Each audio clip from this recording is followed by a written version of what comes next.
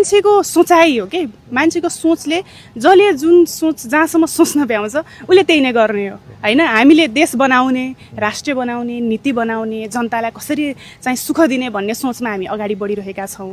अब केही व्यक्तिहरूको अब कसैलाई तल झार्ने, नराम्रो गर्ने, फोटो जोडेर 2-4वटा डलर कमाउनेदेखि लिएर विभिन्न कामहरू त्यो भइ नै राखेका हुन्छन्। त्यो काम गरेर उहाँहरूलाई खुसी महसुस हुन्छ, राम्रो महसुस हुन्छ भने मलाई त्यो विषयमा भन्न खासै केही छैन।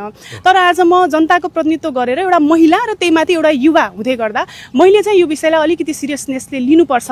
मैले चाहिँ यो मेरो मात्र विषय रहेन, यो देशभरिका महिलालाई मैले प्रतिनिधित्व गर्छु, युवालाई मैले प्रतिनिधित्व गर्छु। अब यसलाई चाहिँ मैले अलिक सिरियसली लिनुपर्छ भन्ने कुरामा चाहिँ मलाई लाग्यो। जस्तो तपाईँले सिरियसली लिन्छु भन्नुभयो होइन, यो खालका तस्बिरहरू आइदिँदाखेरि तपाईँ मात्र होइन त्यहाँ धेरै महिलाहरू भिक्टिम हुनुभएको छ।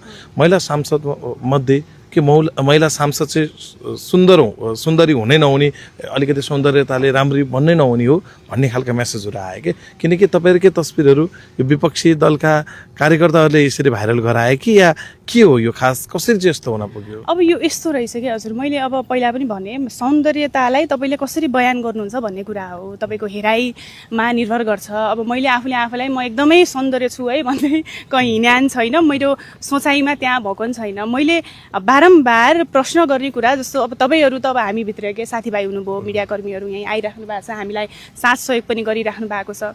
मैले धेरै भन्ने कुरा चाहिँ के हो भने मैले अहिलेसम्म सदनमा बोलि नै रहेको छु। मैले बोलेका कुरा, मेरा विचारहरू, मेरा अभिव्यक्तिहरू, मैले सदनमा उठाएका कुराहरू तपाईँहरूले कति भाइरल गर्नुभएको छ त होइन। ती कुराहरू पनि मैले राम्रै विषयहरू उठाइराखेको छु जस्तो लाग्छ। तर तपाईँहरूले हामीहरूले महिलाहरूले विशेष गरी के लगायो, के खायो, कसको गाडीबाट झऱ्यो, कहाँबाट हिँड्यो भन्ने कुराहरूमा चाहिँ अलिकति फोकस भइरहेको छ।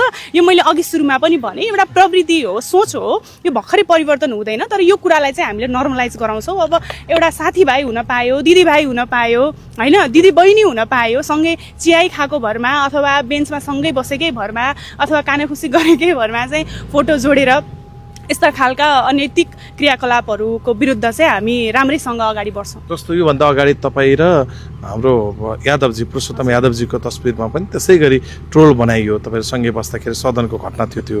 त्यसपछिको यो घटना अहिले फेरि सम्भवतः दोस्रो पटकको प्रशिक्षण कार्यक्रमको थियो जस्तो लाग्छ। यो प्रशिक्षण कार्यक्रम पश्चात तपाईँलाई चाहिँ अब हुन्छ नि परिवारबाट या साथीभाइहरूबाट चाहिँ कस्तो खालको प्रतिक्रिया आयो? त्यो तस्बिरहरूले हुन्छ नि साँच्चै हो कि जस्तो देखिन्छ? त्यो साँच्चै हो कि जस्तो भन्ने कुरा नि हामी सामान्य व्यक्तिहरूले त्यो साँच्चै हो कि होइन भन्ने कुरा छुट्याउन सक्छौँ नै। यसलाई धेरै हामीले चाहिँ प्रायोरिटी दिन आवश्यक पनि छैन। मलाई अलिकति लागेको चिन्ताको विषय चाहिँ हाम्रो समाज कतातिर गइरहेको छ भन्ने विषयमा मात्र म चिन्तित